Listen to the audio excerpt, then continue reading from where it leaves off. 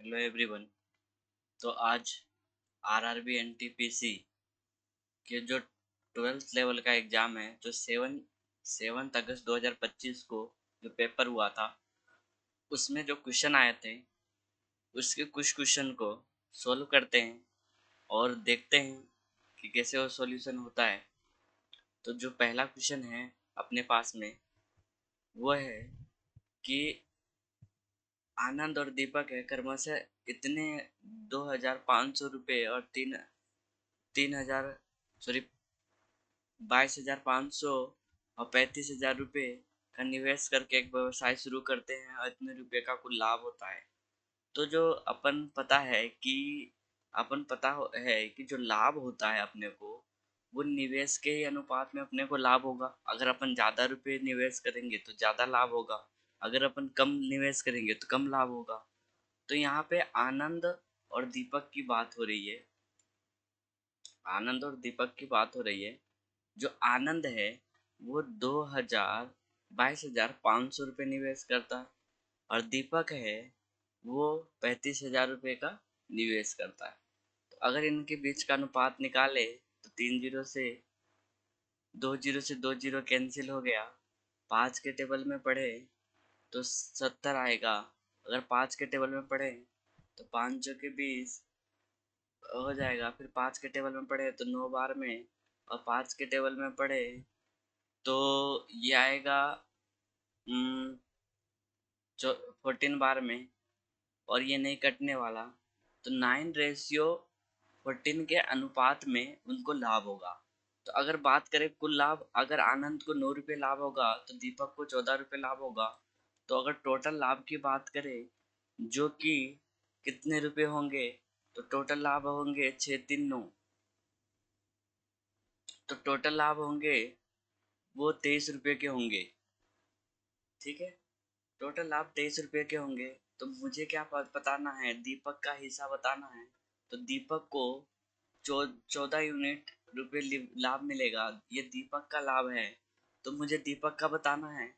तो मैं एक काम कर सकता हूँ कि मैं 14 का मल्टीपल ढूंढ सकता हूँ कि इसमें जो 14 का मल्टीपल होगा वही उसका आंसर होगा। ये इसका सॉल्यूशन निकाले तो जो कुल लाभ 23 है, जो कि कितने के 13800, जो कि 23 है। अपन को दीपक का लाभ निकालना है, 14 यूनिट की वैल्यू निकालनी है।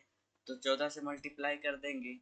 23 के टेबल में 138 कितने बार में आता है, 6 बार में आता है। 00 14 को 6 से मल्टीप्लाई करेंगे तो 84 आएगा। 84 पे 00, तो इसका ऑप्शन हो जाएगा सी। ये वाला ऑप्शन हो जाएगा। नेक्स्ट क्वेश्चन पढ़ते हैं और नेक्स्ट क्वेश्चन देखते हैं इसके कि एक अपने पास में अधिकतम त्रिज्या वाले एक वृत्त का क्षेत्रफल ज्ञात कीजिए जिसकी 18 सेंटीमीटर लंबाई और 12 सेंटीमीटर चौड़े एक आयत के उत्कीर्ण किया गया है। उत्कीर्ण का मतलब अंदर बनाया गया है। तो ये अपने पास में एक है व्रत है जिसकी लंबाई 18 है। सॉरी, अपने पास में एक आयत है जिसकी लंबाई 18 है और चौड़ाई 12 है। तो अगर मैं इसके अंदर, अगर मैं क्या बनाता हूँ, अगर व्रत बनाता हूँ, तो व्रत जो बनेगी अधिकतम लंबाई वो बनेगी, जो इसकी जो त्रिज्या होगी वो कितने डायमीटर होगी, वो 12 के बराबर होगी। अगर डायमीटर 12 होगा तो इसका जो रेडियस हो जाएगा वो 6 सेंटीमीटर हो जाएगा। और अपने को पता है कि वृत्त का क्षेत्रफल का जो फॉर्मूला होता है वो क्या होता है, पाई आर स्क्वायर होता है। और अगर पाई की जगह पाई रखने दे, आर की जगह 6 रख दे, तो 36 पाई आएगा, जो कि आंसर इसका है 4th। नेक्स्ट क्वेश्चन सॉल्व करते हैं। क्वेश्चन नंबर 13 है इसका, वो ये है कि दो ट्रेन विपरीत दिशाओं में समान गति से चल रहे हैं। तो ये जो ट्रेन है वो, एक तो इस ट्रेन इस दिशा में जा रहा है, दूसरा जो ट्रेन है अपने पास में वो इस दिशा में जा रहा है, और दोनों की गति है वो समान है, वेग समान है। अगर दोनों की विपरीत दिशा में है तो इनके वेग क्या होते हैं, सापेक्षिक गति है, सापेक्षिक वेग होगा। वो कितना हो जाएगा, इसका सापेक्षिक वेग 2v हो जाएगा। तो प्रत्येक ट्रेन की लंबाई 160 है। तो प्रत्येक ट्रेन की लंबाई 160 है, वो एक दूसरे को 32 सेकंड में पार कर लेते हैं। तो प्रत्येक ट्रेन की गति कितनी होगी। तो ये दोनों हैं वो टोटल टाइम कितने लगाते हैं, 32 सेकेंड लगाते हैं।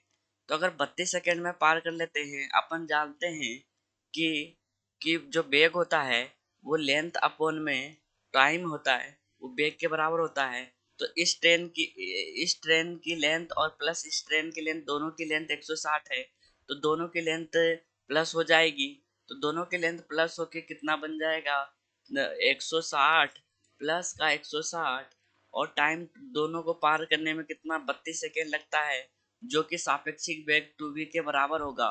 मतलब इसको इसको दोनों को ऐड करने पे 320 आएगा, जो 32 से काटेंगे तो 10 आएगा। तो v की जो वैल्यू होगी वो होगी 10/2, मतलब कितनी होगी, 5। तो 5 किलोमीटर पर आवर्स के हिसाब से ये जो 5 आया है वो अपना आया है 5 मीटर पर सेकेंड। अपना जो ये आंसर आया है, क्योंकि ये जो दे रखा था लेंथ क्या दे रखा था, मीटर में दे रखा था, और ये टाइम दे रखा था सेकेंड में। तो ये जो वेग आएगा वो मीटर पर सेकेंड में आएगा। तो 5 मीटर पर सेकेंड, जबकि आंसर में जो क्वेश्चन में दे रखा है इसका आंसर वो किलोमीटर पर आवर में है। तो इसको चेंज कर सकते हैं। कैसे चेंज कर सकते हैं, तो चेंज करने का इसका तरीका है कि जब भी मीटर पर सेकेंड को किलोमीटर पर आवर में चेंज करना होता है, तो अपन 18/5 से मल्टीप्लाई करते हैं। तो 5 को 18/5 से मल्टीप्लाई करेंगे तो 18 किलोमीटर पर आर आएगा। 18 किलो पर आर इसका आंसर होगा option number C. Next question solve करते हैं। तल में रिसा एक पाइप के टैंक है जो 30 घंटे में भर सकता है। तल में रिसाव के कारण ये 60 घंटे में भरता है। तो रिसाव के कारण पूरी तरह से भरे हुए टैंक को खाली होने में कितना समय लगेगा। तो मान लेते हैं कि एक पैंप ए है और रिसाव वाला पैंप बी है। तो ए की ए है वो 30 घंटे में तो क्या करता है, इस भरता है। और ए प्लस बी मिलकर अगर काम करते हैं तो 50 घंटे में भरा जाता है। तो मान लेते हैं टोटल वर्क कितना है, 150 है। तो ए की जो वर्क होगा वो ए का वर्क कितना होगा, तो ए का वर्क होगा वो 5 होगा। और ए प्लस बी का वर्क होगा वो कितना होगा, तो 3 होगा। तो जहाँ पे बी का जो वर्क आएगा वो बी का वर्क आएगा -2, माइनस जो ये दिखाएगा कि ये टंकी है वो खाली कर रहा है। तो टोटल काम अपने को कितना करना है, तो टोटल काम अपने को 150 करनी है। तो 150 काम है वो बी के द्वारा पूछ रहा है कि बी कितने टाइम में खाली करेगा। तो हर एक घंटे में वो 2 खाली करता है।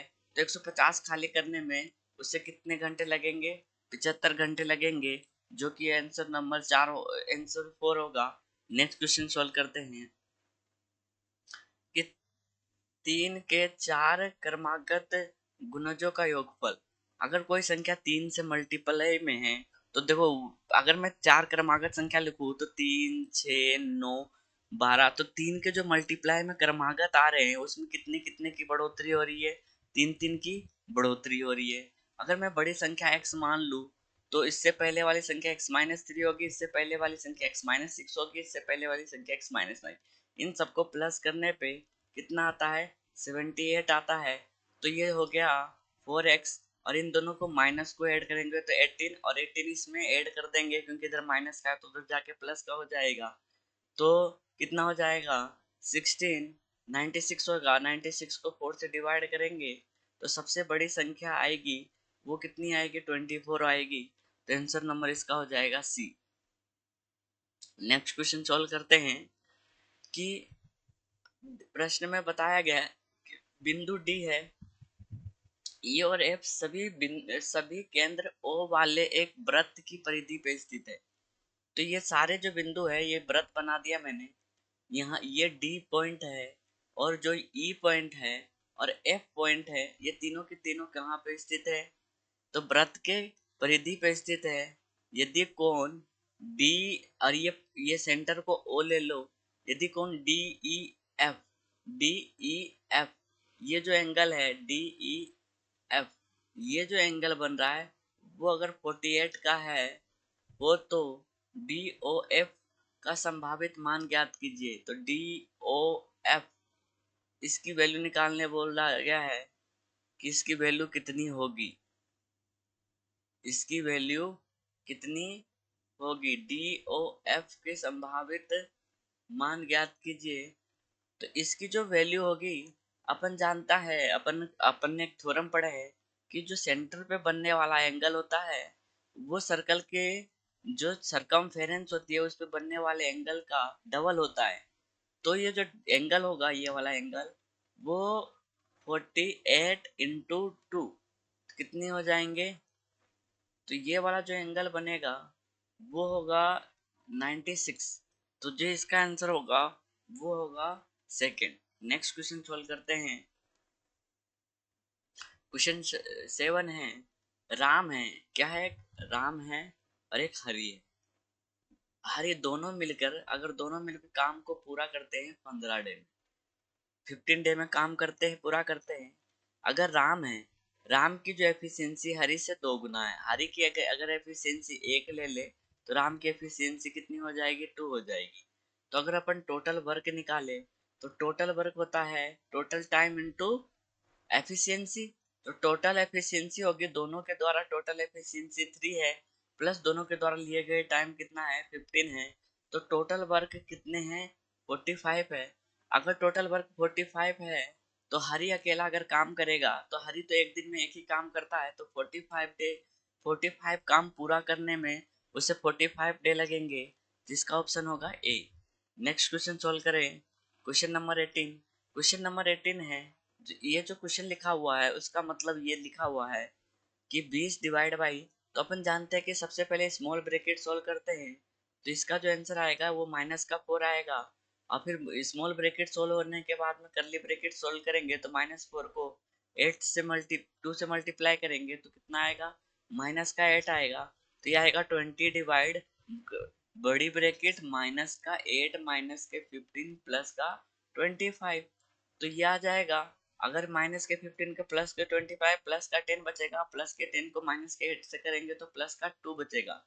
तो 20 डिवाइड बाई 2 कितना आएगा, 10 आएगा। तो इसका आंसर हो जाएगा 3। नेक्स्ट क्वेश्चन सॉल्व करते हैं।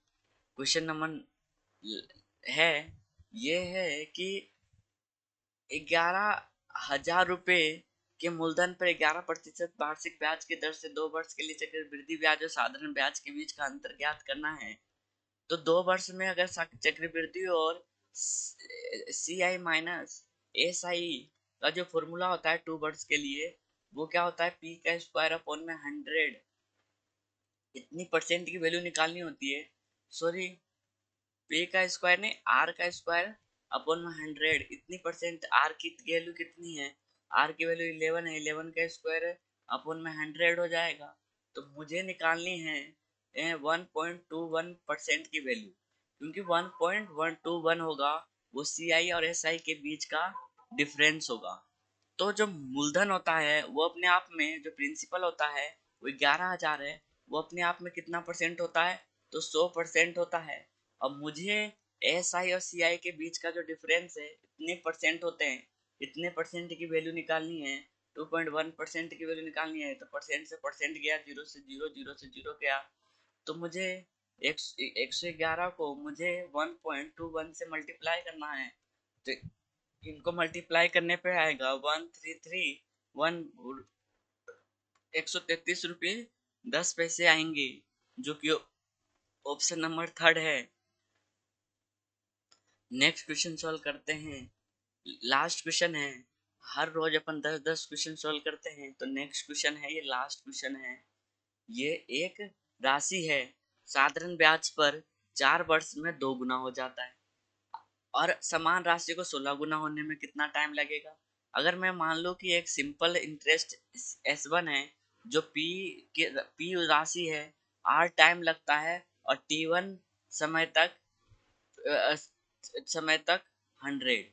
और दूसरी जो है SI2 है, सिंपल इंटरेस्ट, दूसरे सिंपल इंटरेस्ट है। क्योंकि इन दोनों में प्रिंसिपल सेम है और रेट सेम होगा इन क्वेश्चनों में, बस टाइम चेंज हो रहा है। तो अगर मैं दोनों को डिवाइड लगा दूं तो 100 से 100 गया, P से P कट गया, R से R कट गया। इसका मतलब एक फॉर्मूला बन गया कि जब प्रिंसिपल और रेट सेम हो तो SI1/SI2 बराबर T1/T2 होता है। अगर इस फॉर्मूला का यूज करके अगर निकाले तो SI1 है वो कितना है, 2 गुना। तो 2 गुना राशि हुआ तो उसमें से प्रिंसिपल P और ब्याज P होगा, तो दोनों को मिला के 2 गुना होगा। तो इसका मतलब पहले वाले में सिंपल इंटरेस्ट होगा वो P होगा, और दूसरे वाले में 16 गुना, तो 16 गुना में से 15 गुना तो क्या होगा उसका, प्रिंसिपल का। 15 गुना तो ब्याज होगा जो सिंपल इंटरेस्ट होगा, और 1 गुना खुद मूलधन होगा, तो यहाँ पे 15P आएगा।